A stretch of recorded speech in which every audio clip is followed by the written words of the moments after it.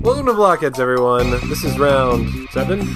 6. I don't even know. We had this whole thing Blockheads round 6. What's up, everybody? Hey, it's Pete here. Horrible morning. I what? hate morning casting. Is that why you got a monster? Yes. Boy, it's tough. Morning casting is the best. I am not a morning person. I go outside, I see the sunlight. Reminds me of every time I've ever seen or heard a person at a funeral laughing too enthusiastically. I see that sunlight and I think, man, show some respect. What's wrong with you? Some of us are grieving here. Get out of here with that blazing hot. No reason for this. Man, oh, man. Stop it with the brightness. Anywho, so that's bad news. Hey, we've got some good news, though. We now are on a 2-microphone setup. Rocco over there, of course, has the black microphone, the microphone of darkness, while I have the white microphone of light. Yeah, we got 2 microphones. No turntables yet, but we got 2 microphones and no turntables. Where it's at. That's a song from the 90s. Is it? Pete. Is it? Well, yeah. I wouldn't... You know that stuff that Satan made up, rock and roll? Yep. A very famous song about where it was.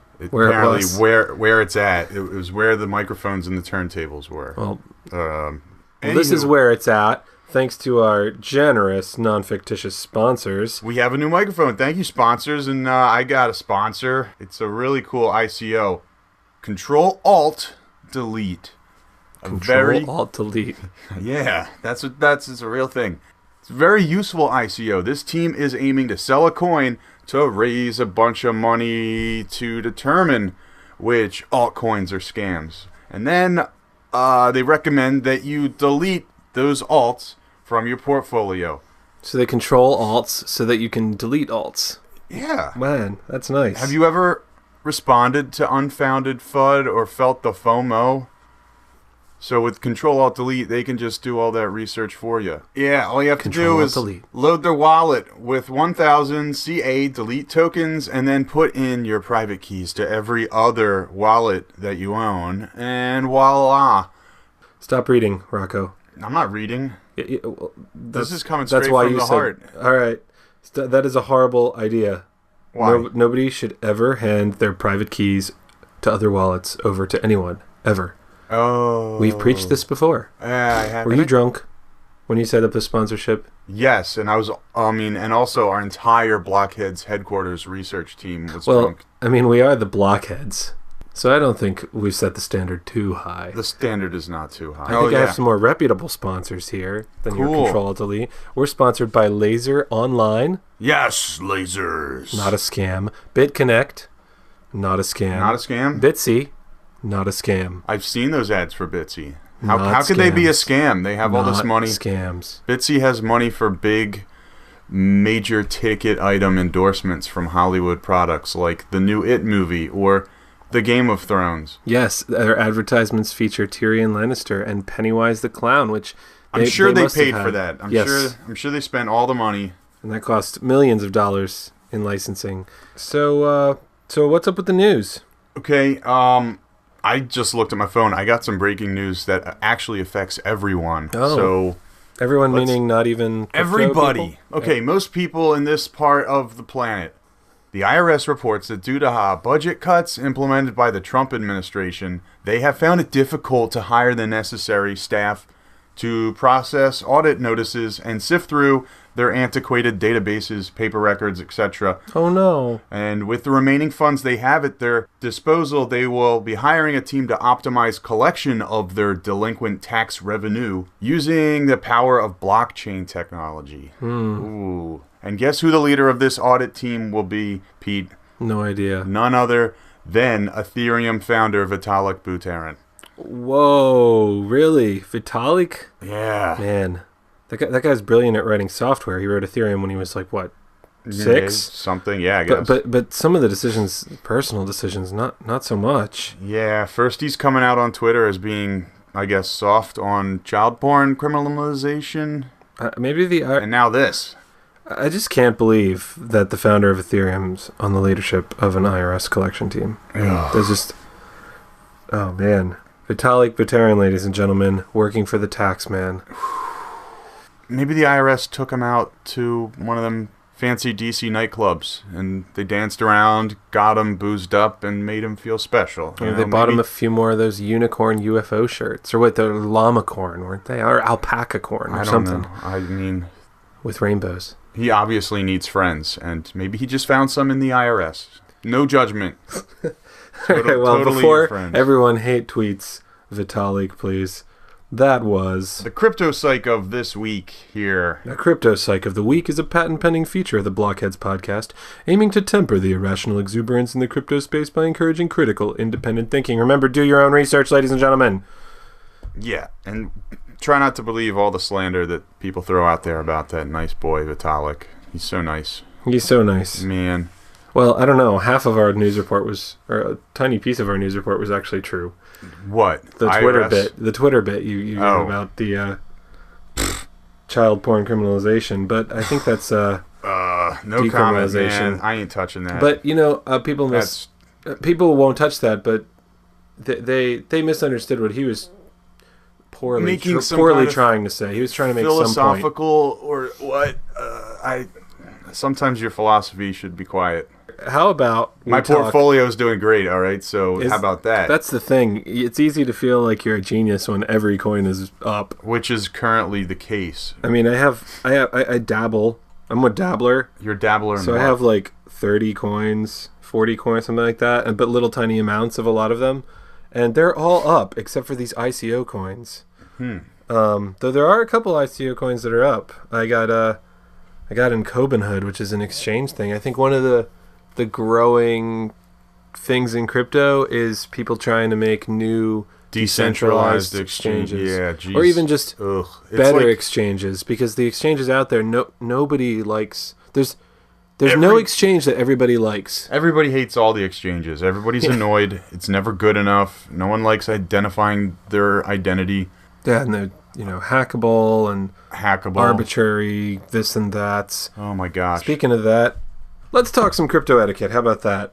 Let's get these bloggers to stop calling all attention out to the possible scams until we've eliminated all the verified scams. Oh, okay. Are you referring to last week, that guy, he was putting out all that FUD about Neo?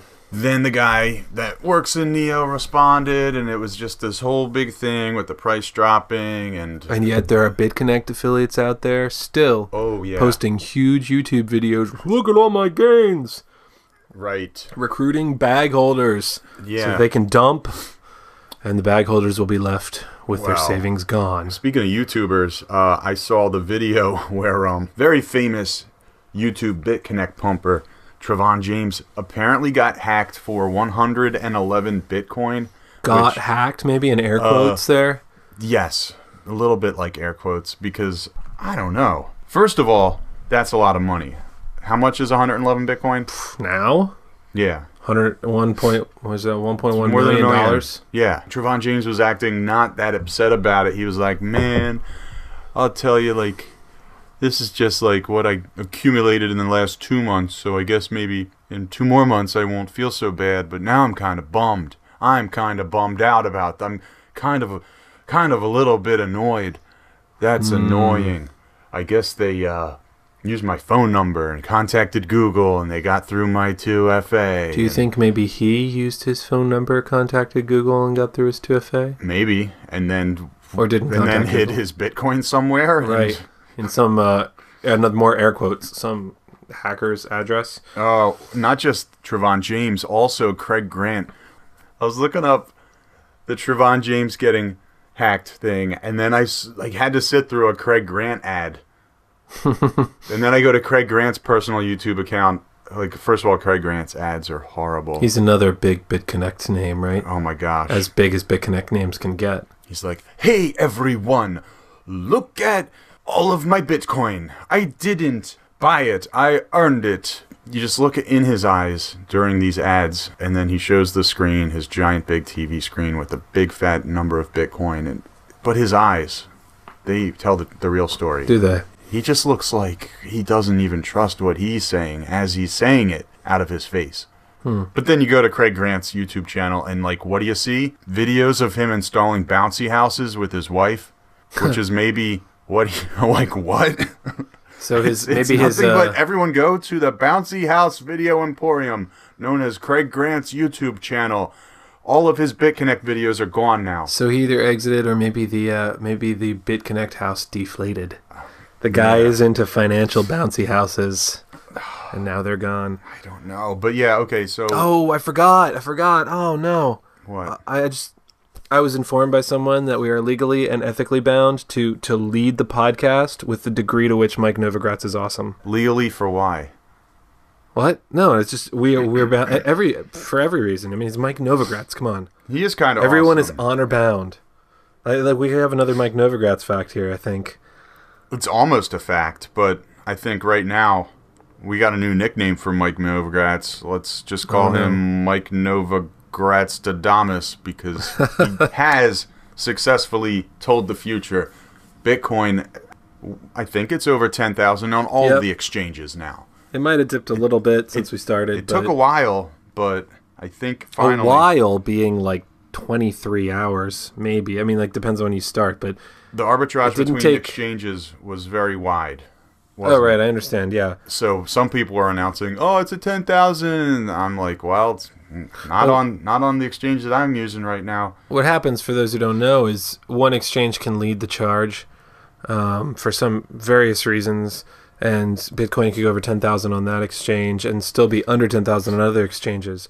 But people see that, and they'll try to play arbitrage and, flip it from Kraken over to Bitfinex, and then from Bitfinex, let's swing it right over here to and with Bitcoin's frickin' Poloniacs. With Bitcoin's transaction times nowadays, that might take a little while, but eventually it just levels all the exchanges out, more or less.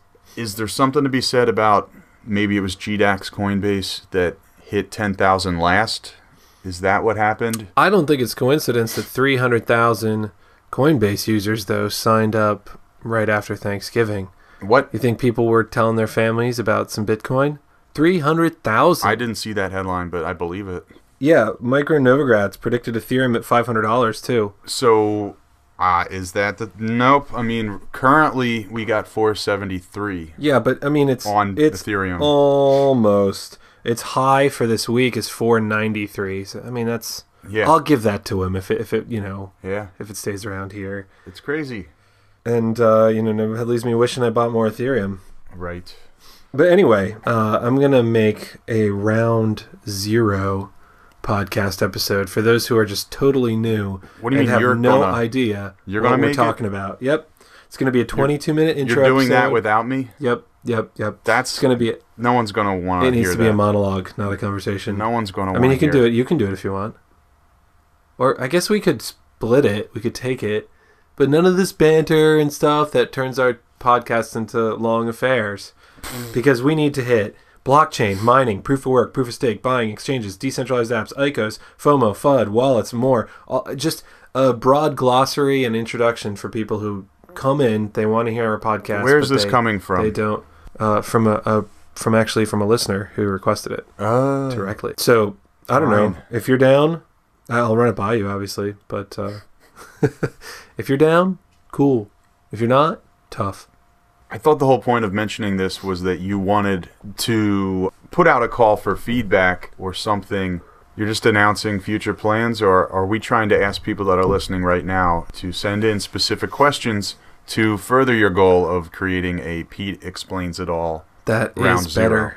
That is better. Oh, this is how you podcast. Yeah, if anyone's listening and you have any burning, nagging questions that you would love to push into Pete's overly sized head, and he can come up with words that explain those questions to you using the power of all of his math and science and good grades and other meaningless bullshit, he can answer them for you and send them to the website something.com. Wherever you're listening, comment, leave a review on iTunes or Google Play, leave a comment on YouTube, tweet us at BlockheadsPod, not with an underscore, just BlockheadsPod. I think it would make sense to tell people to send it to just one place, like questions@blockheads.com.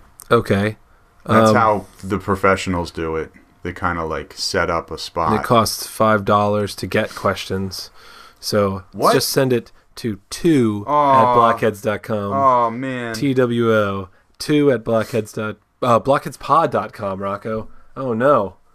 It's not blockheads.com. We don't have that. Please send any questions you may have that you would like answered in round 0, or for that matter discussed in the next episode, to 2, that's the number 2 written out, at blockheadspod.com. I just want to point out that you're saying, we can't afford the email address questions at blockheadspod.com because somebody didn't make enough money on a shitcoin in the past month, allegedly. Oh, yeah. So I guess I should tell you a few shitcoin success stories. Yeah. So far I've had a successful run with shitcoin. That doesn't mean that I've been, just shitcoining. But my first foray was into a fake Bitcoin gold. You paid money for that? Yeah, listen. So there was a Bitcoin gold like a month before the Bitcoin gold fork. How? They went by XBG, and they went up on like coin, like the cex.io, I think it was that one. Maybe it was another one, HitBTC or something. It was a small an exchange that likes to put out a lot of new coins. Shady exchanges. Yeah, and they got Bitcoin Gold Twitter going on, and they said, get your Bitcoin Gold early. And it started, and I just knew that some people were going to see this, and they were going to think, some people are going to see this and fall for it. I didn't even know people would fall for it. I just knew that other people people would think that people would fall for it. So I grabbed like $50 and then sold it like $100, and that was it. And then it fell later. It was just collapsed later. I felt kind of bad about that because I basically, without stealing, took $50 from other people who were looking to take money from other people. Maybe that's a Robin Hood kind of scenario. Maybe? I don't think that's how it works. Anyway, there have been better stories than that. It's all fake money. It's all intangible coin. So don't think of it like you took money from people. Just think it's like monopoly money. It's like you just got more monopoly money. I think maybe crypto is just digital monopoly money. Digital monopoly money. Just like the Federal Reserve note, it's like printed up out of nothing. It's only confidence. That's the only value, I don't think that's the way to think about it. That is the way to think about it. Yeah. You can't print more Bitcoin. You can try to fork it, but that's getting tired, I think it was Binance just announced that after Bitcoin Diamond, believe it or not, they're not going to take any more Bitcoin forks seriously. That's it. Wait, how many other Pokemon games are there? Because that's how many Bitcoin forks we have. We've got Pokemon Gold. We've got Bitcoin Cash, Sun, Pokemon Bitcoin Diamond, Pokemon Sapphire Battle Stadium Arena. So we're going to have a Bitcoin Battle Stadium Pokemon Arena. Guys, we're going to create the augmented reality hit Bitcoin Go, where you mine crypto in the real world. That's not half bad. Bitcoin Go. Yeah, that's such a great idea. The proof of work is like... The Japanese will probably get really confused and be really into it. Bitcoin Go is just like Pokemon Go. It's the proof of work algorithm determined by whether or not you're in public pissing people off by being sucked into something that has no meaning in real life. Just like Pokemon Go did. Bitcoin Go. Anyway, so another, besides XBG, I got into Flick, which was this ICO, and I knew it didn't have a product. It was one of those ideas that kind of wants to dislodge Netflix. And they've got some good sponsors, some good celebrity sponsors, so I guess this was a step up. Is it a shitcoin, or is it a good idea? No, it's not a good idea unless you see some product development. And right now it's at the floor. I grabbed it because there was news about a token burn coming up, and people think that means demand will increase because supply is being reduced, but it's not. Doesn't work that way. When a token burn happens, a number of tokens that haven't been distributed, they're not in circulation, are burned.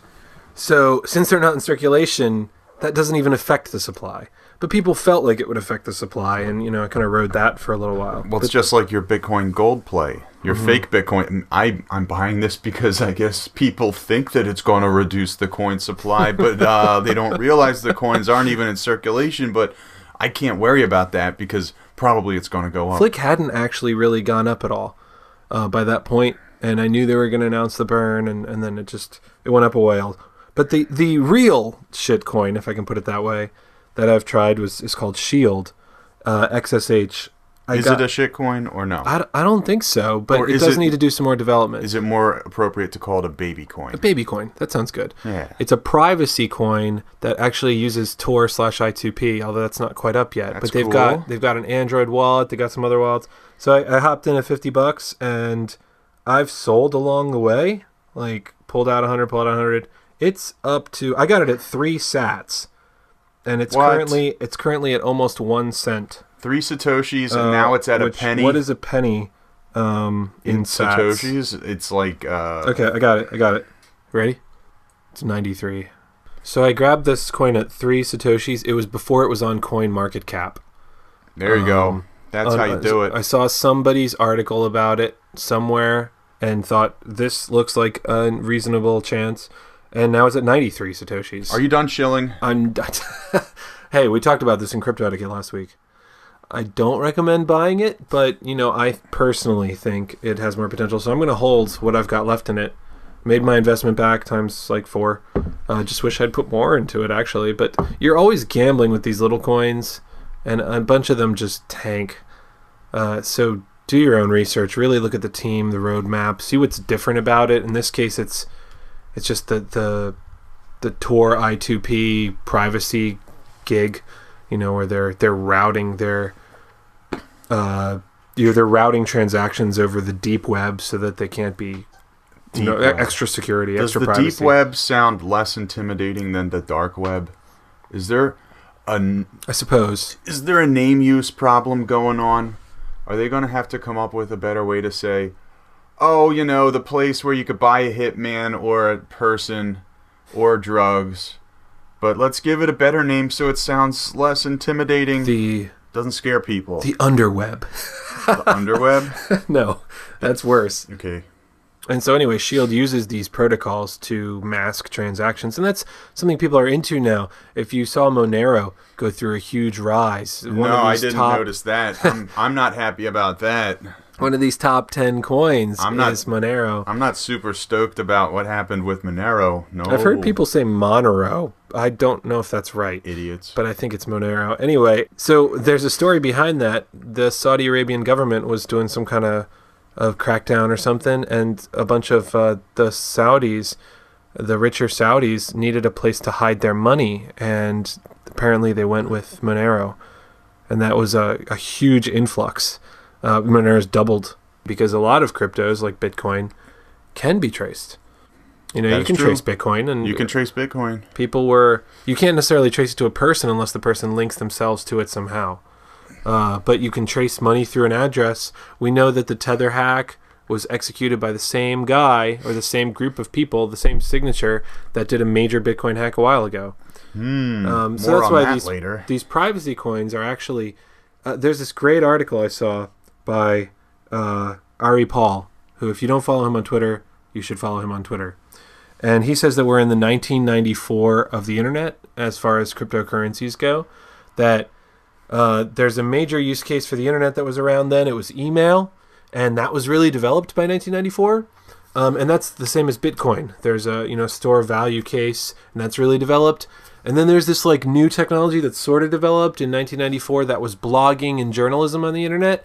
And the equivalent is privacy coins and maybe crowdfunding, but mostly, privacy coins are that thing that is getting to be pretty well developed. It's the mid-level technology. But then there's that long-term technology, that commerce social networking that really wasn't developed in 1994. That's what we're seeing in cryptocurrency with these decentralized apps and platforms. They don't really have anything yet. They're going to, I think. They're going to be big, but which one? Ethereum, Lisk, Waves, Stratus, Dogecoin, EOS. Dogecoin's not a platform. It's a dog. It's a dog coin. It's not a platform even. It's more. Guys, I'll put this article in the show notes. It's in Forbes. Forbes article by Ari Paul. It says it's 1994 in cryptocurrency. Definitely something to check out. So here at Blockheads, we're going to keep it interesting, and we decided to bring in some fresh talent off of the streets to help us get through the headlines of the week. We found that hyperactive tweenager. I gave him some free candy and convinced him to come into the Blockheads compound with us. And here he is to help us get through the top news of the week. Hit it, Leroy. TechCrunch 100 cryptocurrencies in 4 words or less. Okay, TechCrunch is not a cereal, Leroy. I just want to let you know. It's a blog. It's got information there. It's not something that you pour milk on and then makes you more hyperactive. I think it's you haven't learned anything about it yet. It's a useful resource. It's a list of 100 different coins. He's overly eager to name things clones, I think, without telling you what's different about them. He's like, Bitcoin clone, Bitcoin clone, Bitcoin clone, Bitcoin clone, Bitcoin clone. I was grouping up some coins, and I did find myself consulting it. Only thing I would say is that it would be an even better resource if Nate Murray, he's the writer, if he just updated this thing quarterly as the rankings change. Why not? And like you said, you bought verified shitcoins in the past week. Which is, it's just a thing that some of us do because we're idiots or we're awesome. So if you're going to be one of those awesome idiots just buying stuff, now there's a list where you can get a 4-word description of the coin you're just going to put money into because you can't not do it. It's the bull run. You have to do it. I had very specific theories that played out for those coins. Like, I didn't buy them without reason or on FOMO. I bought them because I thought there would be FOMO. Except for Shield, which, I don't know. But yeah, this is a good resource if you look at the top 100 and you're like, geez, it's like playing Pokemon for the first time, and there's 150 Pokemon, and I don't know what any of them are, and I open my Pokedex, and they're just shadows and numbers, and I need to collect them all, but where do I start, and where do I find them, and what are they, what are good? And that's a very good example. Hey, how do you diversify really? How do you really ensure that you're making continuous gains? You buy every single coin on the top 100 list just to be sure. You get a little bit of everything. Well, everyone on the top 100 get some. Including BitConnect, Rocco? No, that should be delisted. And there are several coin ranking websites that do not list BitConnect right now. That's fair. There's been some competition springing up that has a little bit of integrity. Geez, if you've got a coin listing site that won't list BitConnect, they probably also don't take BitConnect banner ads either. Yeah. Like the difference is night and day between CoinMarketCap and every other competitor that's gotten annoyed with CoinMarketCap. I agree with you there. The thing with there are, for those who are a little bit lower, I don't know, don't want their portfolio to be so high maintenance, there are some coins out there, I know some of them are younger, that actually do an indexed fund of like the top 20. There's a coin called Crypto 20 that's going to hit the exchanges soon. And that is, when you have some Crypto 20, you have part of the fund, which is actually a weekly re-indexed top 20 fund of cryptos. So you know that with a 10% cap, so that the Bitcoin will never be more than 10% of the fund, the Ethereum, will never be more than 10% of the fund, the 10% max, which has performed better than a straight up index fund in their research. So this is not me shilling this. I do not own any Crypto 20. I'm looking into it. We're not sponsored by Crypto 20. But, I'm just saying, there are some coins out there that are starting to do indexed funds of a top X number of coins. That's crazy. And I think that's a cool way to maybe hedge. What is it, the Russian doll of cryptocurrencies? It's coins within coins? Yes, my Troshka coin. Whoa. Coins within coins within coins. Isn't that what you're saying? Kind of, yeah. Okay. Well, speaking of trying to accumulate coins and stuff, our next news item is hilarious.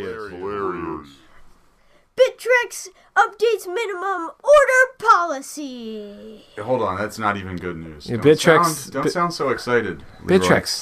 Bittrex are for kids. Wait, no, Bittrex is also not a cereal. Yeah. We should make Bittrex and market it. We could have little tiny crypto coin symbols as the Munchables, like alphabets, but bits. Kind of sounds just like TechCrunch. Bitchecks. Do we get Chex Mix and Bitchick? Yeah, except that's like the cereal nobody likes. It's like the Bitchecks. It's like Everybody wants Bitfinex. Bittrex. Oh, nobody wants Bitchecks. Everybody wants Bittrex.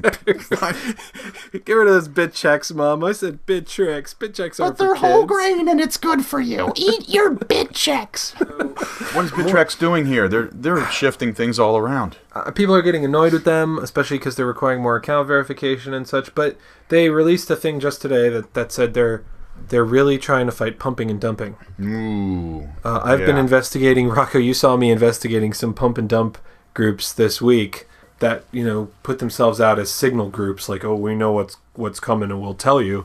But every single time what happens is the coin will skyrocket and then it'll just crash or snowboard. It looks like, your typical ICO that Rocco's so fond of. Yes, they're so great. And sometimes they'll call a legitimate coin just to make them look more legit, I guess. Like they called Cardano and, going up and Doge and stuff. But is Bittrex effectively stopping that kind of coordinated buying and selling? I think they're trying. It's one thing to say you're going to stop pumping and dumping or to prohibit it. It's another thing to actually stop it. Like if I'm buying on some signals that I see and, they try to shut my account down because I'm obviously in a pump and dump group, I just don't know how they're going to pull that off. Well, here's what they have done. They basically have raised the minimum trade size. It's almost like they doubled it. Yeah, they did. It's 100,000 Satoshis minimum order for a lot of coins. Used to be 50,000 Satoshis. They also created minimum tick sizes. For instance, they use the example of Ethereum. If Ethereum trades at 0.0577, the bids can only be placed in 0.001 increments. So the next level bid would be 0.0056 for less than, or 0.0578. Yeah, so you get it. Right. They're cutting down a bunch of fractions. Well, smaller levels of that coin for you to think place the order an order. books were getting jammed. We see that they've also decided to clear orders that are 28 days or more old. Yeah. Which that if they had done that on GDAX back in July or whatever, that flash crash with Ethereum wouldn't have happened. I remember that. That was hilarious. Ethereum crashed for, what was it, a minute? From $300 to 10 cents. But it only happened on one exchange. And what happened is it kind of cascaded. It started with one person placing a very massive multi-million-dollar order for Ethereum. That massive order ended up clearing the order books for the entire exchange from all the way 320 all the way back down to 242 or something like that. And then that triggered everyone's stop loss orders. Once it hit 242 on the low end, everyone's stop loss, everyone's previous orders triggered. And then it crashed at like 10 cents. And everybody that had Ethereum ended up selling it. I don't know, just stale orders. So this might have prevented that. There should be other controls for that we could talk about some other time. Hopefully there are other ways to fight that. There's so much wackiness on order books. Like if you're looking at that depth chart again, you can see that there are people that have buy orders in at $30 for litecoin. Like, what is that doing? And sell there? orders at like $100,000 for Bitcoin. Yeah, I don't know. Is that a good idea? Does that clock things up? Maybe. I do that sometimes, but not that extreme, But anyway. Yeah. So, next news item. Right. What's the next headline, Leroy? USD Tether Treasury wallet hacked for $31 million. Whoa, good job. Oh, Mo. Remember the $10,000? This is more dollars. This is way more Oh dollars. my gosh. $31 million. Oh, Mo. Yeah, it got hacked. Oh my gosh. Wow. Oh, Mo. Yeah, what is that, Leroy? Anyway, again, I mentioned this was probably the same person that we don't know who that is. Apparently by the same person that did a large Bitcoin hack. Now, there's a lot of controversy surrounding Tether and Bitfinex. If you want to go to Twitter and check out Bitfinex, you'll find you can like plunge down the rabbit hole. This guy's got tons of research out. The claiming, dude he's Bitfinex with an apostrophe D. Past tense, he got done by Bitfinex. like 404, like that kind of thing. Oh. Bitfinexed. I don't know. It's compelling. I mean, maybe I'm only seeing one side of thing. Maybe it's like those crazy "We Didn't Land on the Moon" documentaries. What's the real conspiracy theory about Tether? Is that it's that Bitfinex got hacked, lost some Bitcoin, so they gave everyone a haircut and took 36% of all their users' funds, and issued them, what was it? What was the BitConnect, or the Bitfinex coin? Well, there was a coin they issued them. They promised to pay it back, and then they brought Tether in, and now they've paid it back, and they are prided themselves that they've paid the $70 million back to all their customers. That 36% they took to kind of mitigate this hack.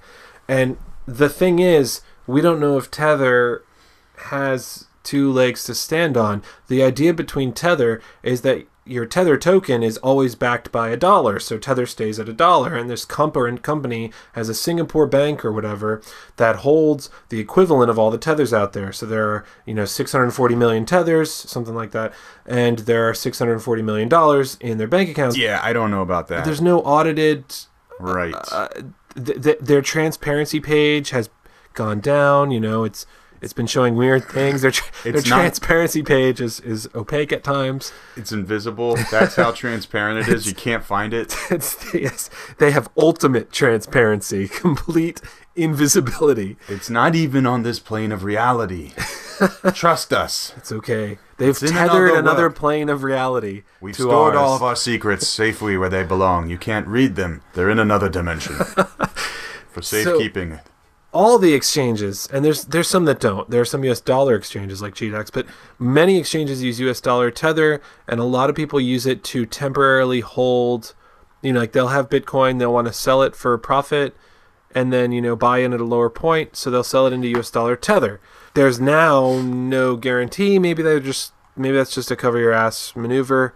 There's no guarantee that you can go and exchange your Tethers like you used to be able to.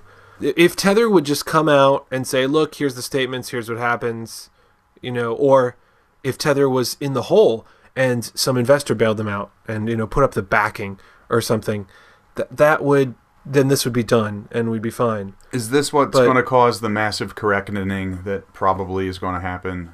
Well, obviously, there's no correction in the market. It's just bull run crazy running of the bulls over there in Spain. Well, we're talking $640 million. I don't know what the number is. It's something like that. So that's not a massive... is a drop in the bucket compared to Bitcoin market cap. So, but is this a warning sign of something?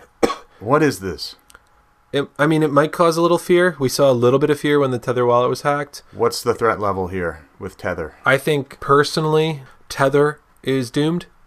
Unless somebody saves it, but that doesn't doom Bitcoin at all. We're not doomed. No, I don't think so. It's just not a ton of money. We're not talking like the whole. We're not even talking like 1% of the Bitcoin cap. Oh wait, here. Look at this. I'm looking at theverge.com. This article it opens with a picture that we talked about last week. A picture of physical bitcoins that were made in a factory, and then you can touch them. Wow, thank you very much. Photo by Dan Kitwood, Getty Images. You're brilliant. And thank you, I'm not pronouncing that name, Toy Ong, for writing this article, and thank you for choosing that image of coins that shouldn't exist. Stop using stock images, guys. Stop using stock images of physical bitcoins, please.com. Thank you. Hit it, Leroy. Hit it, Leroy. Bitfinex and Tether founders' names found within the Paradise Papers. Oh, Mo! What did I say about Omo? You didn't. You said it when he said the headline last time, so it's going to be cut out because you talked over him. So now, the Paradise Papers. Yeah, are you familiar with what rich people do with all their money? They wipe their butts? Yes, probably. But then the other fun thing they do with it is more fun. Sit in hot tubs? No, with their money, where does it go? They hide it. So the Paradise Papers, is this a big deal? Is this a big deal, Rago? I didn't look at the Paradise Papers because I really don't care about what rich people do. I'm just more interested in finding out where they party. Cool. On a boat 12 miles out at sea where there's no laws. That's why I'm buying crypto. I want to be in the next edition of the Paradise Papers. But some people that think being rich is evil, they don't like what's found in the Paradise Papers. You know the types. Right. They're like, they're hiding their money and blah, blah, blah. It's like, that's what's always happened. My impression from the headline is just, oh, well, we were just talking about how Tether is shady, and voila. The current main news source for shady dealings also contains this thing that we were just talking about. Maybe it's shady. Philip Potter and Giancarlo Devasini, they allegedly set up Tether in the Virgin Islands in 2014. Okay, it's useful when these big leaks. I'm a big fan of leaking, and I like open information. The leak was approximately 13.4 million files that were leaked to the German newspaper Süddeutsche Zeitung. I think I said that right. I think that means South German Times. Oh, okay, right. If true, these leaked documents definitely tie Bitfinex to Tether. Ooh. Because this is Bitfinex's Devasini and Potter. Yeah. And they set up Tether in the British Virgin Islands. Bitfinex and Tether have tried to make it appear and have publicly announced that they're totally separate. But, you know, who knows? It could be part of a crazy... The theory is that tethers are released and they are used for margin trading on Bitfinex, which drives the price of Bitcoin artificially up on Bitfinex, and then that arbitrages off to the other exchanges. And so people are alleging that tethers are being used to pump Bitcoin on Bitfinex. Give a man a fish and feed him for a day. Teach a man to fish and he'll never be hungry again. Teach North Korea about crypto and you enhance the tyranny. Dun, dun, Dun, dun. dun, dun. Scary. What? Nuclear bombs. Something. What if North Korea has an incredible fortune in cryptocurrency waiting? Then they can use that to circumvent any kind of UN sanctions, which, I mean, okay, if you're going to take the Hermit Kingdom and put import-export wall around them, you're really just hurting the citizens of that country that really have no choice except other than to cry when Kim Jong-il dies at his funeral, cry really loudly so the men with machine guns don't shoot them. I don't know. So they're trying to get around sanctions. And then there is this Italian company called Chainside, which goes to North Korea, and they say that they provide an easy-to-use solution to start accepting bitcoins in a snap. So says Federico Tenga, who was there in Pyongyang at that university, teaching people at the school about how to use Bitcoin. It's crazy. If there was ever a situation where you could solve a problem without military force by dropping cool shit out of an airplane, it would be this situation. Airdrop stuff. Porno DVDs, Disney DVDs, Same thing. iPod. Same thing. iPod. Or we could institute sanctions and, like, make people starve faster. Not we, meaning they, the deciders. I'm not a part of that. I don't support any of that militarization stuff. But it's, you get what I'm saying. Yeah. This North Korea thing. I thought Trump was an outside-the-box thinker, and he hasn't thought of loading up a C-130 jet with cool shit and then, you know, dropping it all over North Korea saying, hey, cool, look at this, candy. Hey, look, this is what naked Americans look like. Don't you love that? Be creative. Be creative. Pretty sure that would shock them. Drop some porno. Pretty sure the naked Americans would shock them. It's so crazy it might for work. multiple reasons. And pretty sure the C-130 would get shot down. You'd have to make it like Pinata style, where when it was shot down, all the stuff would just airdrop itself. You know they got a stealth one. Come on. A stealth C-130? Yeah. I guess. Why is the military budget so high? If they don't have one already, they're failing. It's got to be full stealth. It's fair. They've had every opportunity to do that so I far. have no idea where all that money's disappearing to, though.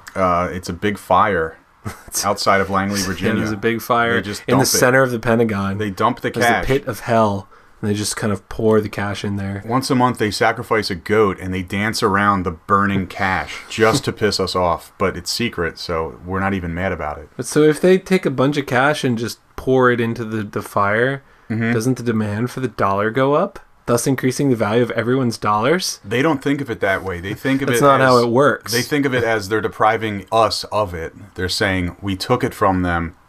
We didn't ask nicely. We did obtain it. Now let's burn it. Because that gets us really excited. We are the feds. We are the feds. We are the feds! So I feel a cheer coming on.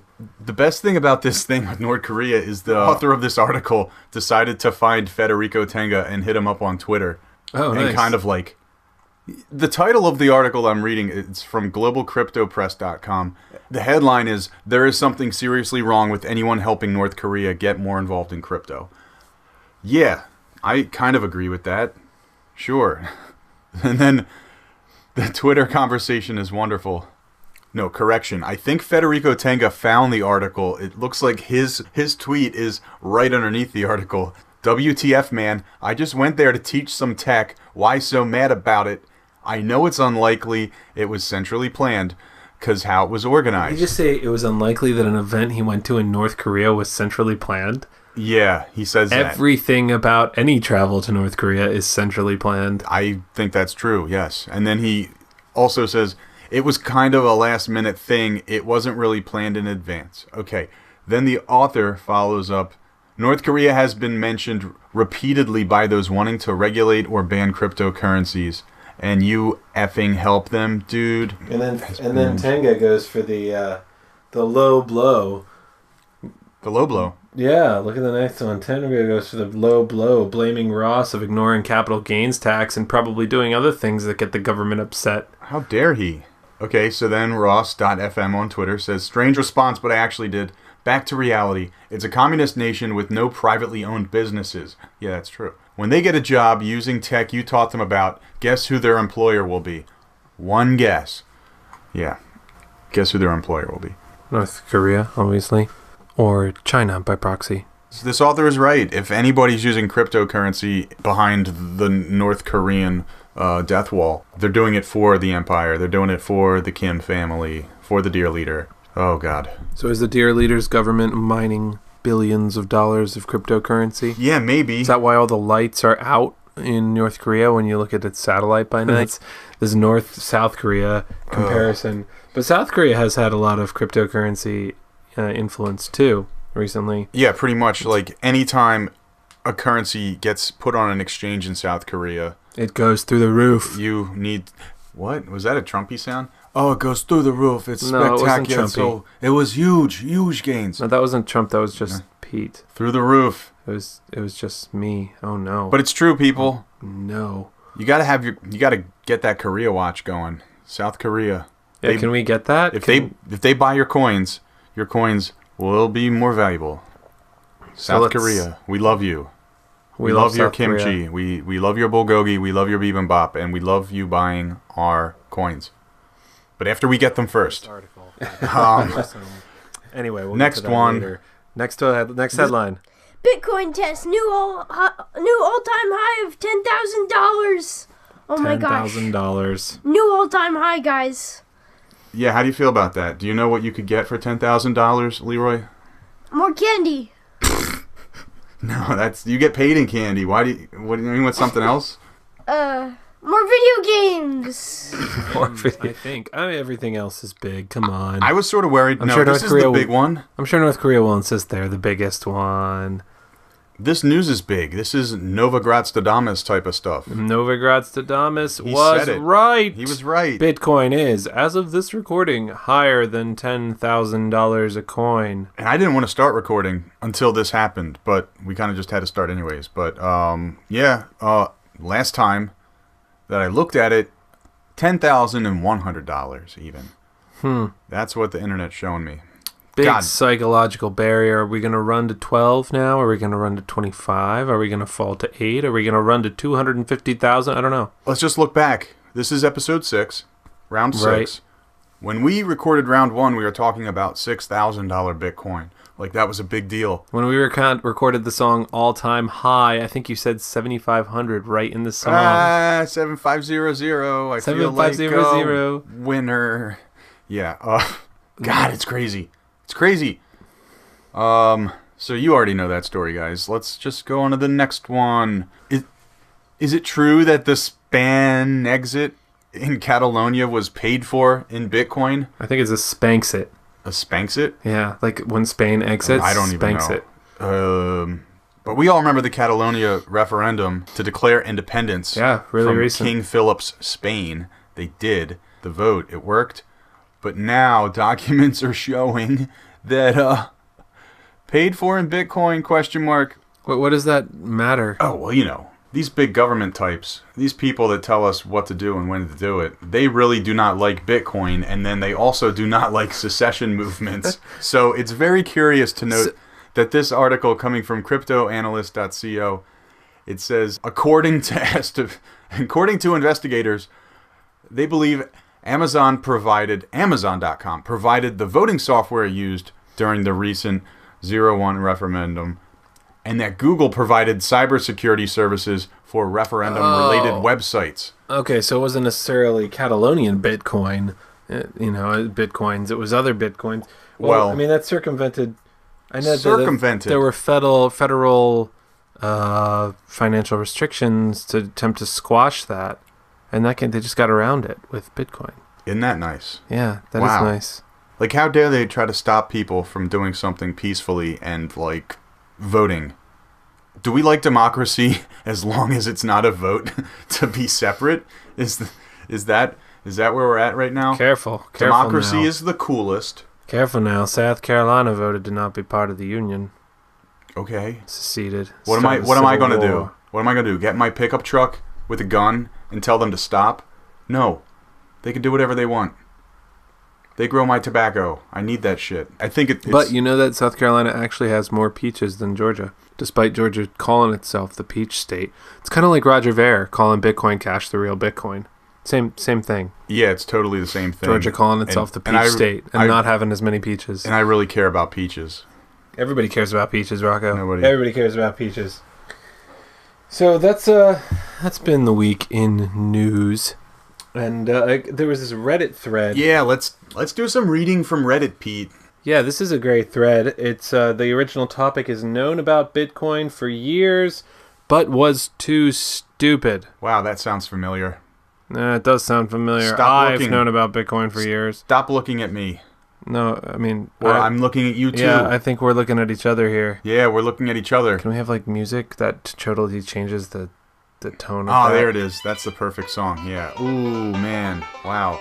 I've known about Bitcoin for years. Me, being an ignorant ass, thought there was no way that this made-up currency was going to last. I honestly thought some entity would shut it down before it gained any traction. I was obviously very wrong. Bum, bum, bum. I'm finally taking the dive into crypto, open parenthesis, woohoo, close parenthesis. Right, you don't have to do that. Keep reading. Late to the party, I know, but like they say, better late than never. But I'm definitely a newbie, and I'm having a little trouble understanding everything that goes into crypto. How it works, where to start research, how to protect myself in investments, what to trust, ICOs, what are these, etc. I'm by no means looking for what to invest in or people's secrets, but if anyone has any tips to live by, good sources for doing research, anything, I would greatly appreciate it. I want to be a part of these gains too. Yeah, okay, so that's the guy. He gets such a good response from those lovely people on Reddit that were actually behaving. Yeah, so unusual. Yeah, here's the top comment that I like. Number 1, don't dump all your money into it at once. Number 2, don't dump all your money into one coin. Number 3, don't fucking sell when it drops 10% in one day. That's actually when you buy more. Pretty good comment. Yeah, next comment. Crypto is a great way to transfer money from the impatient to the patient. That's originally a Warren Buffett quote. Very true. I mean, Warren Buffett's no great fan of Bitcoin still, but... Whatever. He's talking about the markets more generally. In the same light, another favorite quote here is by his mentor, Benjamin Graham, who said, "The intelligent investor is a realist who sells to optimists and buys from pessimists." Ooh, that's true. Those pessimists sell and the optimists, they hodl. Next comment that I like. Obviously, this is just basic advice, great for a newbie. Don't spend more than you can afford to lose. Always keep some money ready to buy more in case of a sudden drop. Go in slowly. Research the teams and plans of the coins you're considering. Try out the technology. Pick partly according to the features you want in a currency.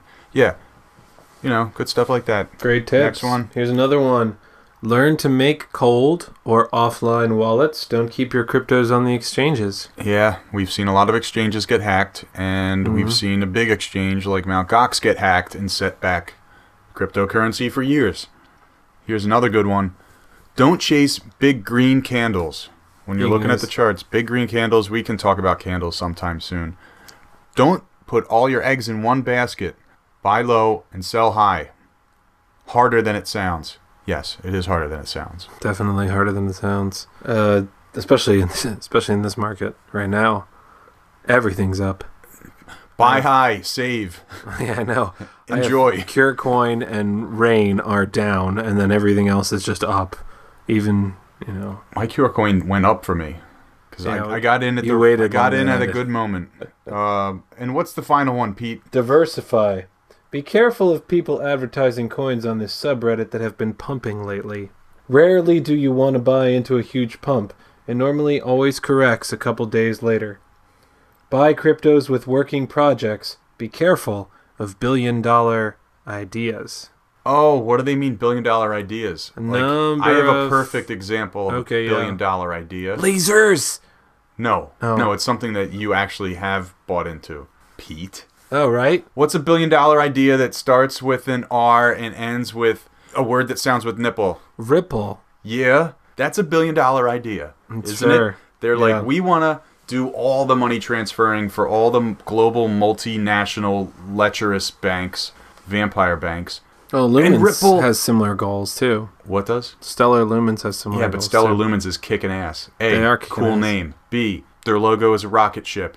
Of course. How can it fail? Meanwhile, Ripple has this big news that we talked about last week in round 5, but Ripple is not even enjoying any of this crazy bull run that we're looking at right now. I can guess the price. Pete is picking up his phone. I'm going to guess the price right now. Ripple is at 25.4 cents. 29.7 cents. Oh, okay. You were 20% lower. Ripple went up 4 cents. I'm going to be a jillionaire. No. You could have made a lot of money. That's like Bitcoin reaching 14,000 from where it's at now. Ripple does not. And you say, it didn't go up. Ripple does not perform. It's got too high of a supply, doesn't it? You're not wrong. The supply is... They have a bunch of coins that are sitting around waiting to be released that are controlled by a central authority. They got a bunch of Ripples. Not quite. Ripple's not mined, so there's no pre-mine. But right, it's sitting on the shelf. Just sitting on the shelf. The only Ripple I own is for a hedge. I just have a bit of a Ripple hedge. That's fine. You want to have a little bit in case it runs away and everything else falls. At least you recoup your initial investment. I don't know. I'm just saying. I'm not bullish on Ripple, America. I'm not either. I know people who think Ripple's gonna be $100 someday, but that's I think you mentioned that last time. 400x. That's never gonna happen. But I mean, maybe if the banks were going to be using the Ripples to send money, but they're not. They're just going to be using Ripple's technology with their own currencies or fiat currencies. So, well, that was the big Amex deal from last week. Yeah. Yeah. Oy.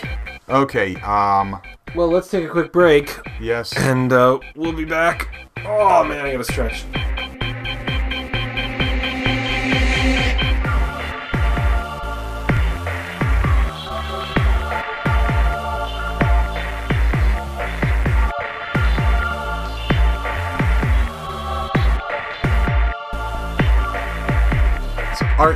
My coworker RK, he's the worst. RK? He's the worst. Is he? He only buys Apple products. He claims that he's made a ton of money, like buying Amazon stock or something, like a year ago, and now it's up higher.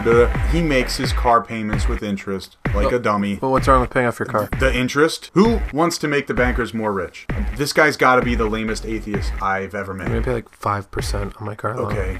Well, it's better to not ever pay interest ever. That's fair. It also definitely is better. But what if you don't have the option? What if you need a car, but you don't have the money for a car right now? There are a ton of used cars that don't suck. That's fair. We mentioned that last week in our nightmare scenario. Like, that's totally a thing. There's too many cars. Nobody should buy a new car. Well, I can keep it for 10, 15 years, something. You're going to get T-boned, okay? Yeah, that's fair. You buy a car and you pay interest, you're getting T-boned. End of story. That is how... You've seen my car.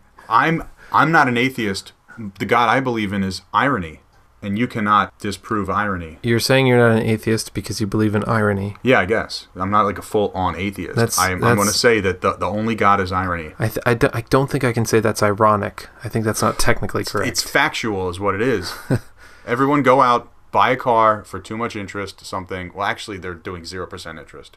But anyway, 0% down. But anyway, my coworker is a dummy. He is the lamest atheist I ever met. Well, I mean, okay, I've met some lame atheists. The only time that he thinks for himself is when he does not adhere to arbitrarily constructed belief systems made by dead people.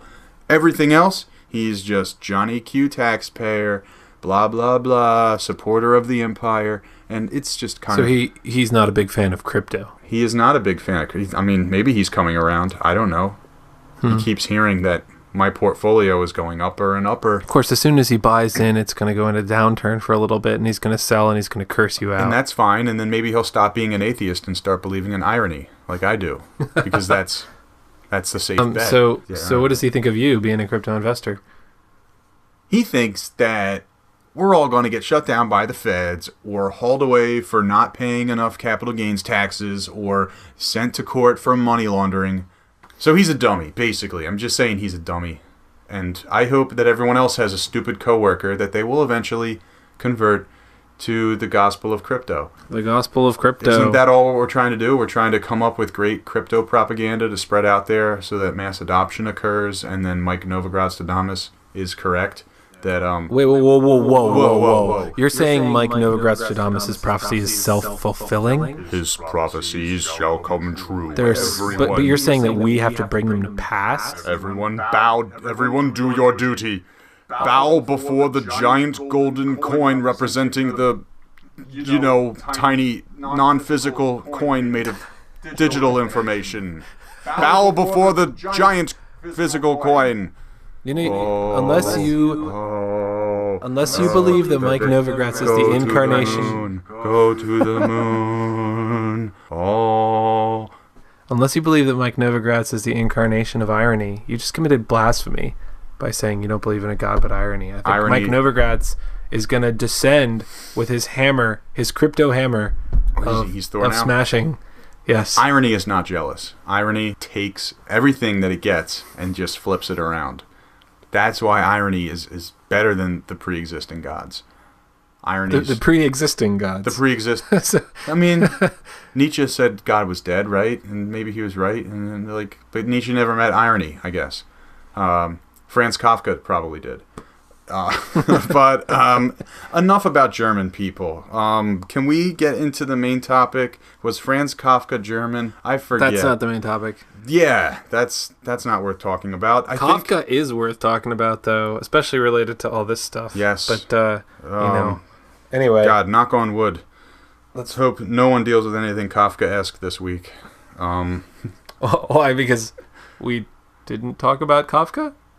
So we failed to educate them on how they could take advantage of that situation? If you say the F word again, I think it's like Beetlejuice. You can't say Kafka too much, or else Beetlejuice arrives. We want to talk about why traditional investments aren't working, and why there's a better alternative in crypto. Is that what we want to do right now? Right. Why would you invest in crypto as opposed to a stock or I don't know, precious metal, commodity. Or like a house with a really good school district nearby or something. Yeah. What? Who's buying houses? Stop Millennials are starting to buy houses now. It's hurting the rental market. Actually. Is it? Yeah. But bunch of dummies. Didn't they hear about tiny houses on wheels? Tiny houses on wheels? You mean cars? No. Oh. No, like there's 4 shows on cable about tiny houses. Oh, Thous. Yeah, tiny houses on wheels. Yeah, I've heard about that. Yeah. But also, I don't watch cable ever, so it wasn't via TV. It was via you. You don't have to watch History Channel to learn about ancient aliens. I love History Channel, except the alien shows are dumb. You don't have to watch History Channel to find out what would happen if the Nazis made a cell phone in the 40s. Tonight on History Channel, we're going to tell you what would happen if the Nazis recruited Bigfoot. Bigfoot versus the Allies. Tonight, Nazi Bigfoot versus the Allies. Can we do Hitler Here's Mike Novogratz is Coming? that Hitler Hears video where he's he's like, Oh, that's crazy. yeah, I yeah, saw yeah. fun of it. Oh, ein German Deutschmarks is the strongest. We need to do that about Bitcoin, or about just all you have to do is subtitle it, or about Mike Novogratz, because this is a Chuck Norris one. I'm sure there's probably 10. Okay, so I'm gonna tell everyone stop working back there. Everyone in our viral video department is going to start working on this great cutting edge crypto propaganda, our pro crypto propaganda. They're all going to start working on that very humorous Hitler video that's not offensive because it's a meme already, and you can't be mad about a meme. So yeah, traditional investments. I mean, the stock market is surging. The Dow Jones is at 23,000 Yes. points right now for no reason. At all. reason? No reason. What? I think everyone will tell you it doesn't make sense. Jim Cramer on Mad Money will say, this doesn't make any sense. I don't know why. Everybody on CNBC, they hate Donald Trump because they work for NBC, the parent company. Well, isn't there just the possibility that... Nobody knows why. The economy isn't good. Right. It's not. The economy's not good for the average person, anyway. Right. Yeah. So it does not match up that the Dow is at an all-time high. It doesn't. Oh, the economy's doing better for super rich people. Yeah, I guess. I mean, it can do even better if you call up your congressman to tell him to support Trump's tax plan that is probably going to fail. Also, bring back that 2.9 expatriated $trillion. Yeah, we can overseas. talk about that. The amount of trillions that Trump wants to bring back, he wants to repatriate foreign profits held overseas, or I guess it's profits that are held overseas by Americans. It's hard to find the exact number. This article I have in front of me on CNBC, 2.6 trillion in profits, which, for a matter of perspective, the amount of actual physical money in the world is sort of half that. If you're talking about M0, me and Pete and the entire Blockheads research you mean team, dollars? all of the interns. What did I say? You mean dollars Did I say or all Bitcoin? money? No, you said money. Money. But like, there's more money than dollars. Oh my God! Can I get an intern to clarify what Pete is talking about? There's, the other countries use other forms of currency that also are stores of value and can be used to transact. The amount... Is this article about dollars? Yes, it is. It's not about money. It's about dollars. The headline is misleading. I'm sorry. Pete got confused, everybody. He did not get confused. How many dollars are there in the world? In circulation, physical, which is what the Fed calls M0, 1.2 trillion. $1.2 trillion. So that's sort of double the amount of money that Trump wants to come back to the U.S. in the form of dollars.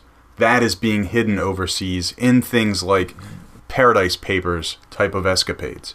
We mentioned Tether, Paradise Papers, the big scandal. Trump wants all that money to come back. They're going to pay a little bit of taxes on it just to get people to, spend it here? Is that good? Well, it's not going to come back as bills.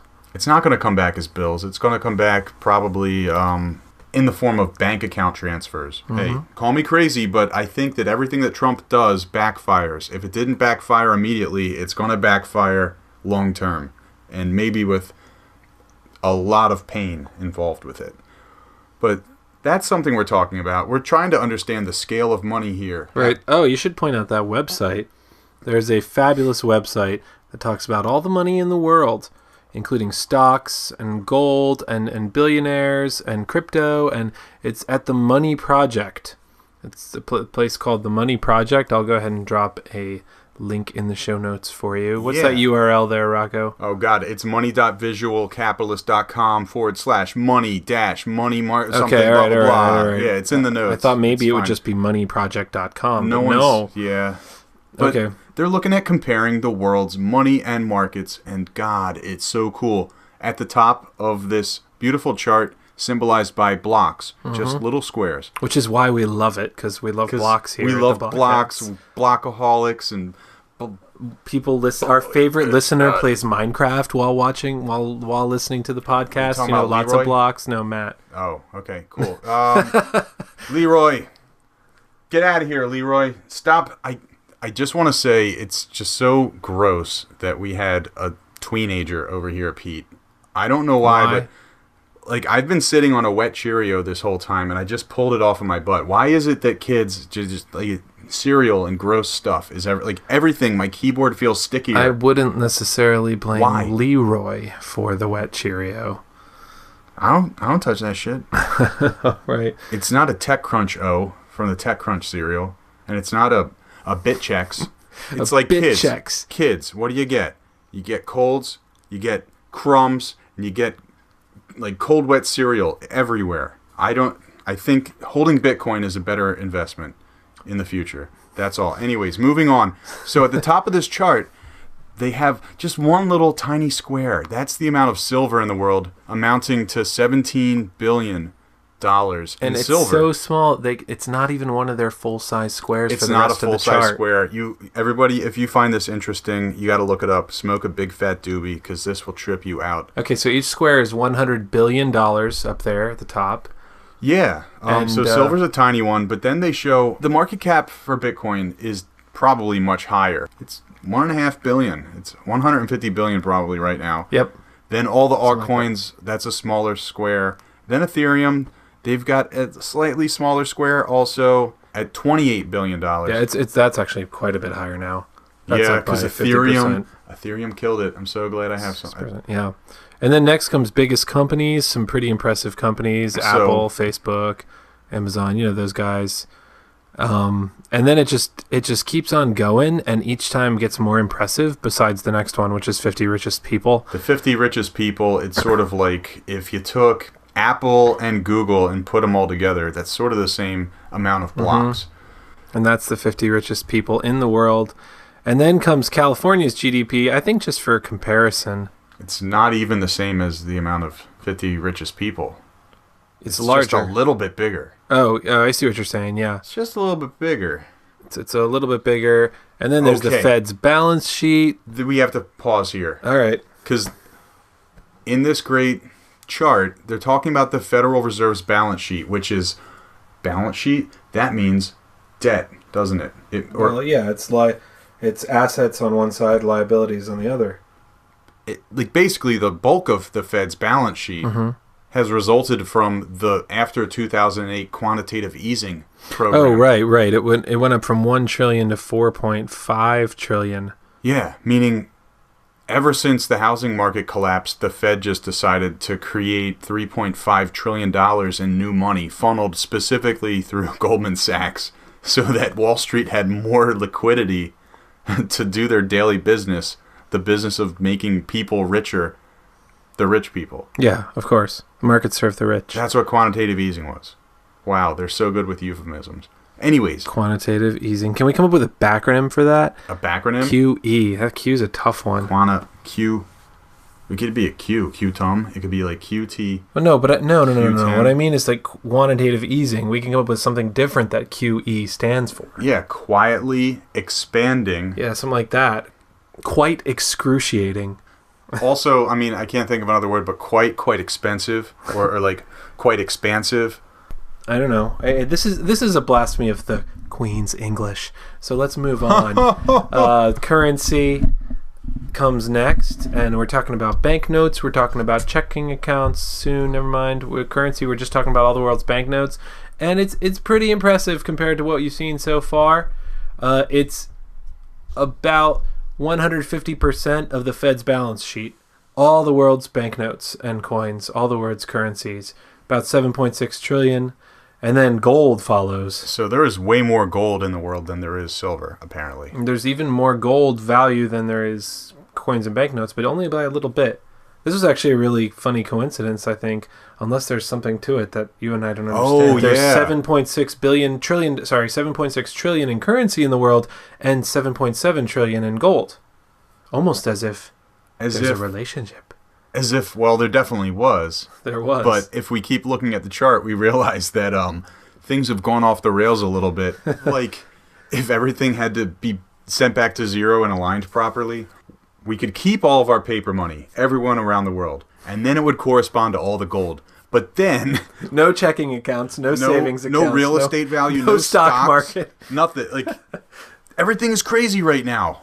This is like your parents' money is ridiculous. It's stupid. Because all the absurdities we're pointing out, none of this relates to cryptocurrency at all. Because, like we said earlier, Bitcoin was one square, and now we're looking at stacks and stacks of squares. Oh, yeah. Gold has what? It looks like 50, 60, 70 squares right there. I don't know what it says right over there. Yeah, 77 squares.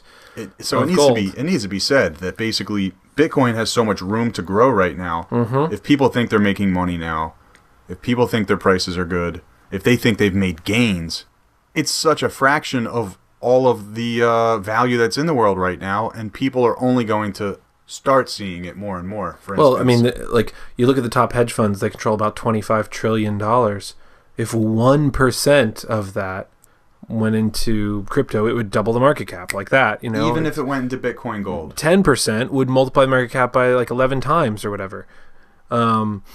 You know, and 10% is actually a pretty reasonable number for a modern day investment fund manager to put into crypto as a hedge against the stock market, which is next. Oh, you think like the future I hope money? you guys are scrolling down if you have the opportunity to check out this site. No one's doing that. I mean, just wait for the money shot, and then you're going to open it up, and then you're going to back up this podcast recording, because you're going to realize the money shot is crazy. The stock market's $73 trillion. The United States is a huge bulk of that. Stock market. The amount of money in the stock market does not at all relate or look close to the amount of currency or physical money or M0. Well, no, it wouldn't. Yeah.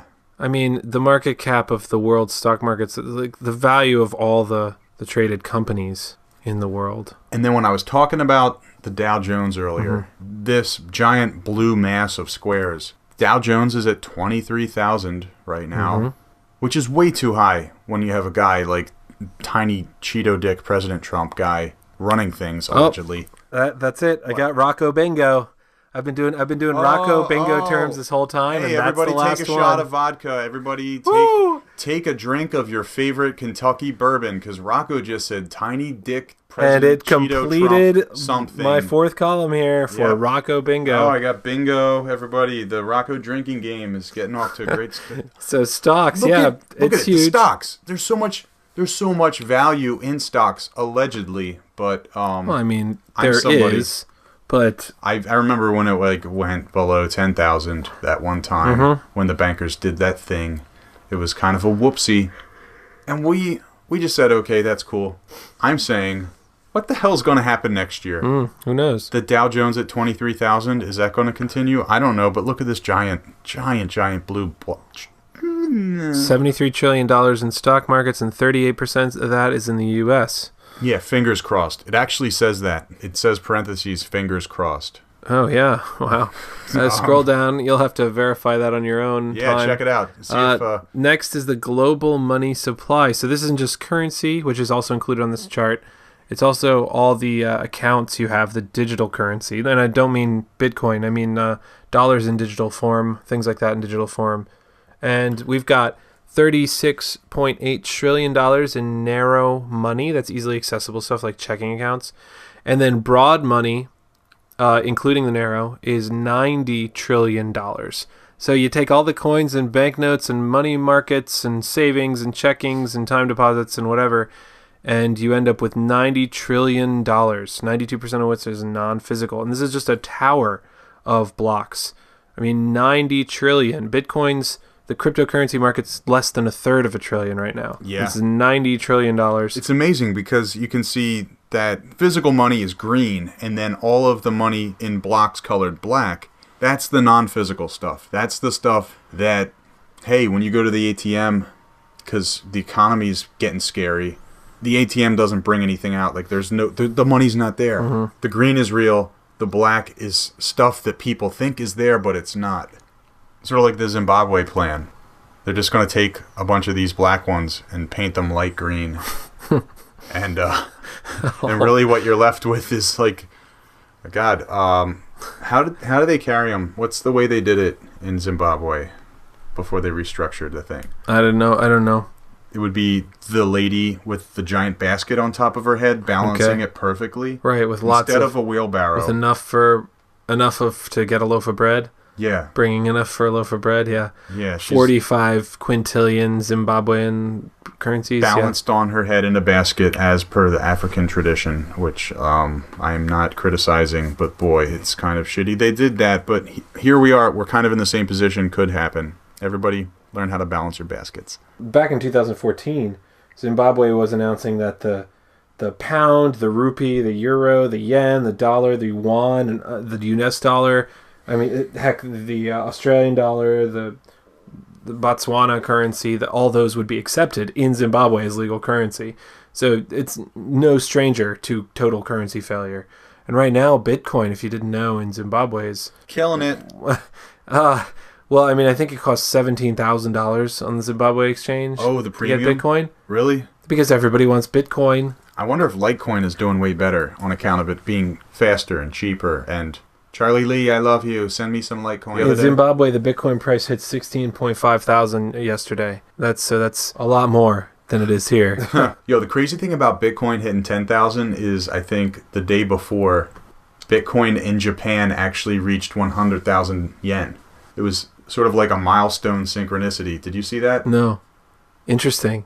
Yeah, I've never thought of that. It was within 36 hours of each other. That it was 100,000 yen per Bitcoin, and then the next morning we hit 10,000 US dollars. So do we have a noticeable kind of breaking through and running away effect for when other currencies break boundaries too?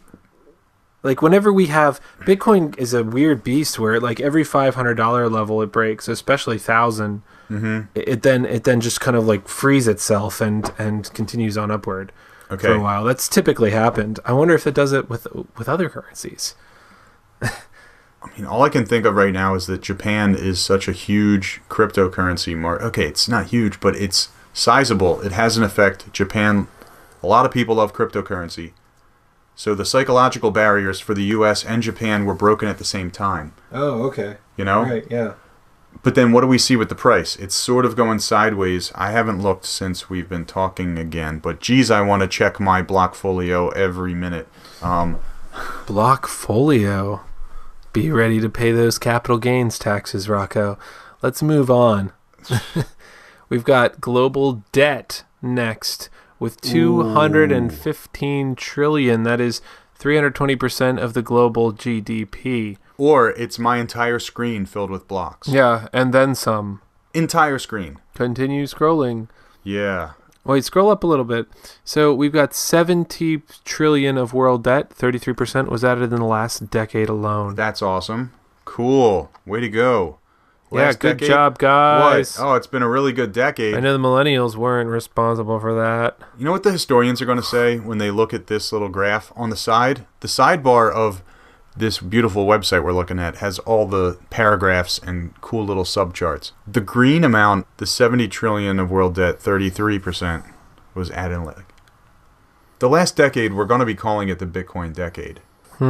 If we're talking about 2008 to 2018, which we're now in the middle of, right, wouldn't it make sense that mass adoption is not going to definitely be here, but I think by the end of next year, everyone's going to be like, oh man, like what, this is, they fixed the problem. A lot of people are going to be saying that they, meaning the multiple people working on Bitcoin that call themselves Satoshi Nakamoto, they fixed the problem. Will they? They might be if they own Bitcoin. If we're talking about 33% of the world's debt has just been added in the past 10 years, right, in which Bitcoin was also created.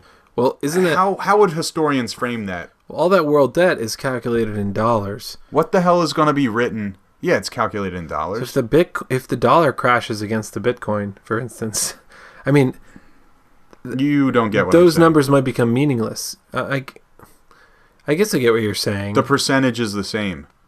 But this isn't the... 33%. It doesn't matter, I think. No, the percentage is the same. I know that. Pretty, sort of, kind of. But the debt is numbered in dollars, right? Yeah. So can't the Fed just print a bunch more dollars and pay off the debt?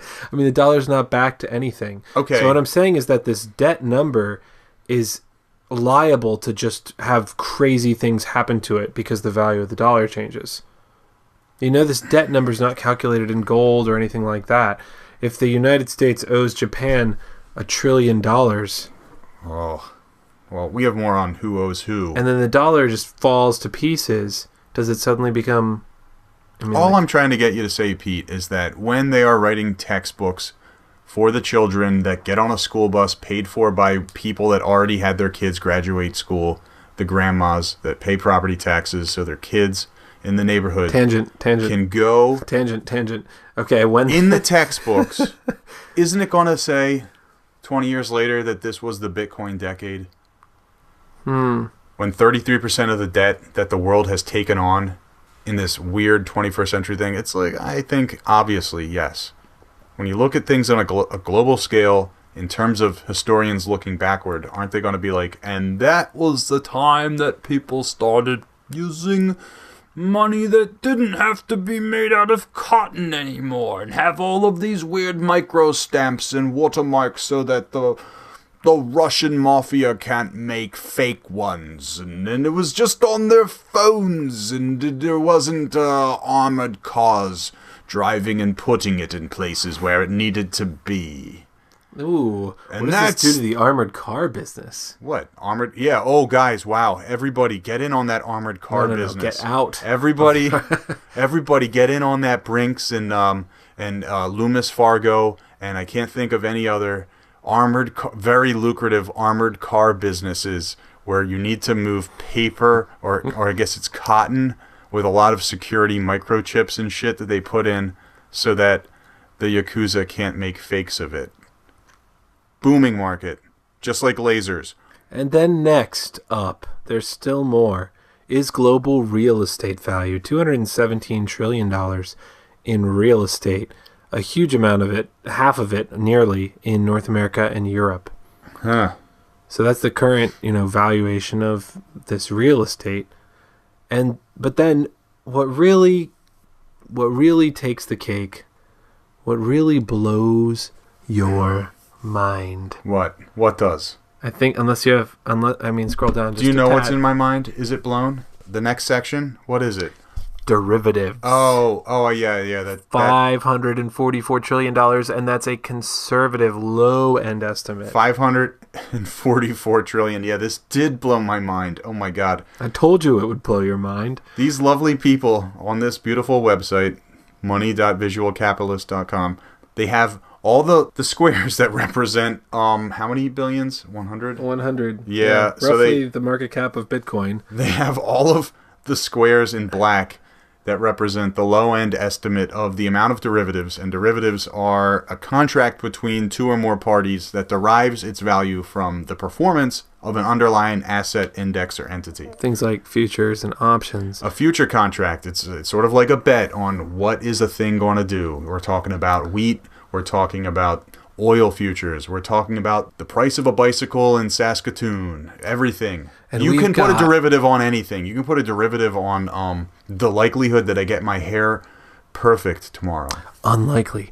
Very super likely. Very unlikely. My hair is immaculate, awesome, beautiful, stunning. So one of these cubes was used to represent Bitcoin up above. Here, in the low end estimate for derivatives, there are 5,440 I've scrolled these cubes. I've scrolled my web browser 4 times. His mouse wheel is breaking. There's so much scrolling. Yeah. And that's the low end estimate. Then more cubes follow to show you another possibly better estimate. Yeah, so if the high end estimate of all the derivatives contracts that are out there on these very, very smart Wall Street banks that can just allow people to make bets on the outcome for prices of things that we haven't seen the price of yet. 1.2 quadrillion, but I've heard it been estimated as far as 4 quadrillion. Nobody knows. So I'm scrolling. My screen is filled up 4 times, 5 times, going. 6 times, and then at the bottom, then there's that one little Bitcoin block again. Yep, just to remind you. Tiny little lonely Bitcoin block. That Bitcoin has a lot of room to grow still. So why aren't these other... And boy, none of this stuff that we talked about has anything to do with Bitcoin, sort of. Well, why aren't except these for its potential. If any of these blocks that we talked about, the debt, but we were talking, our main topic was like... It only makes Bitcoin look better. all of this. If Right, and anything- plus we've pointed out a number of dangers with these investments. What about gold and silver? We didn't really talk about that. Should you be buying gold and silver right now? Yeah, because it's really easy to spend. All I need to do is talk to Peter Schiff and figure out how to get that credit card. That gold credit card. That he gold has. credit card that's really heavy that Joe Rogan was so enamored with. But guess what? It's really not cool, actually, because it's just dumb. It's just old. Plus, is there evidence that J.P. Morgan and other investment firms are using the derivatives market to suppress the value? Oh, of I these don't metals? know. Do people make snowmen in the wintertime, Pete? Conspiracies. I don't believe it, Rocco. J.P. Morgan I don't suppressing... believe the snowmen. J.P. Morgan using the 4 quadrillion derivatives market, okay, $1.2 trillion derivatives markets to short sell silver and gold futures contracts? That would never happen. Jamie Dimon would never do that for us. Okay? He is a guy that's doing everything right. He doesn't have a meeting with Swiss banking regulators on possible money laundering charges. J.P. Morgan and Jamie Dimon would never mess with the price of hard assets like gold and silver. So That's crazy. precious metals might be, also risky. There's certainly less risk than things like the stock market and real estate, which we in our recent lifetimes have seen fall apart. Precious metals? Yeah. Like the kind that if I could just go to your house and take them, they're mine? Well, yeah. Oh, okay. I guess there's that kind of risk. Yeah, there's thief risk. Or, hey, you have a safe, and you talk about, hey, you invested gold and silver. Oh, and you're going down to Wildwood for vacation. When your safe has wheels on it, great. I don't know. I don't care about wheels. Squeaky, squeaky, squeaky. I'll just hire some college students. We're gonna pull it out of your house, man. I'll crack it later. So there are disadvantages to all these. I don't need no private keys to steal your safe. I can just get a blowtorch. So, I mean, gold's easier to steal. Silver's been a dud. Quantitative easing has just, I don't know, it's just wrecked. I don't know. It's got to come back on the dollar soon. You can't just... Are you literally saying that? Do you believe that? I mean, at some point. Yeah, I get. Yeah, okay. Every time. Do we agree on that? Every time you're basically... It's a postponement of calamity. We're postponing the inevitable. We postpone calamity and we hope that future generations figure out an answer. Well, guess what? The answer is here. Really? And it's not Allen Iverson. What? No, I mean, it might be. It's Dude, I need him to support... cryptocurrency. I need Allen Iverson to help my ICO. I need about 2 or 3 good tweets, him and Bernard Hopkins. I have a feeling it will go to the moon, a place that Elon Musk is going to go to first someday. Do you not believe in the existence of the moon now, Rocco? Do you just not call believe it the place that Elon Musk is going to go someday? That big light ball in the sky, the big light bulb. NASA calls it the moon, but we're on to them. It's a projection. It's a hologram.